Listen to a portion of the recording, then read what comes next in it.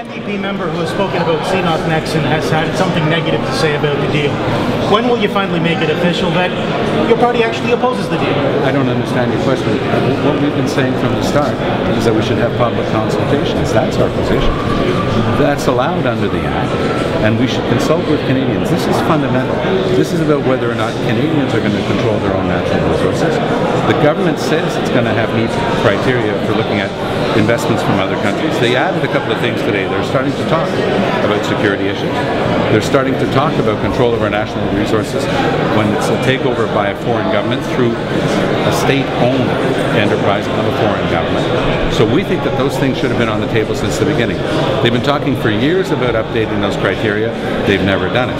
So that's the conversation we want to have with Canadians.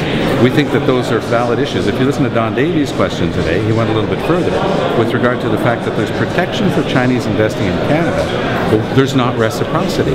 Canadian investors would never be allowed to buy the raw natural resources of China. So there's something terribly wrong with the government that keeps signing these deals where we pass for chumps, where they get something that we don't get. We're in favor of more trade, but we want it to be reciprocal trade. That's our point. You have to start looking at the size of the state and your government expenses. The very last thing you affect and you touch is the service that goes directly to the public.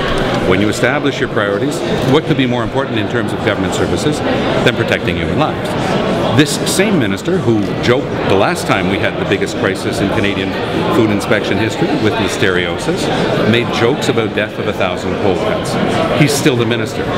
In the meantime, and this has been given to you black on white, they're cutting $46.6 million at the Canadian Food Inspection Agency. They are cutting hundreds of jobs. They haven't taken the issue seriously. People's lives have again been put in danger by the incompetence of this minister and this government. They're trying to blame the civil servants. You don't get that option in the British parliamentary system. It's ministers who are responsible. Minister Ritz is the same person who's there. He has had all the time and all the possibility to put in place a system that protects the public. He has failed to do so. That's the key point. Now, last week they were saying the clarify why public consultations are allowed under the Act. Today said it's well, sure. I mean, ask Tony Clement to tell you under what provision of which statute in Canada it's illegal to consult with the public. That is simply pathetically absurd to say that it's illegal to consult with Canadians. The statute, in fact, provides for it.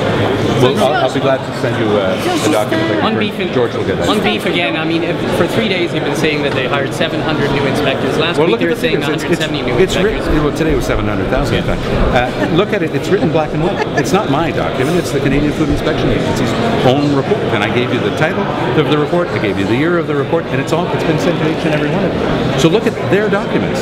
If it's in their financial documents, one of two things is possible.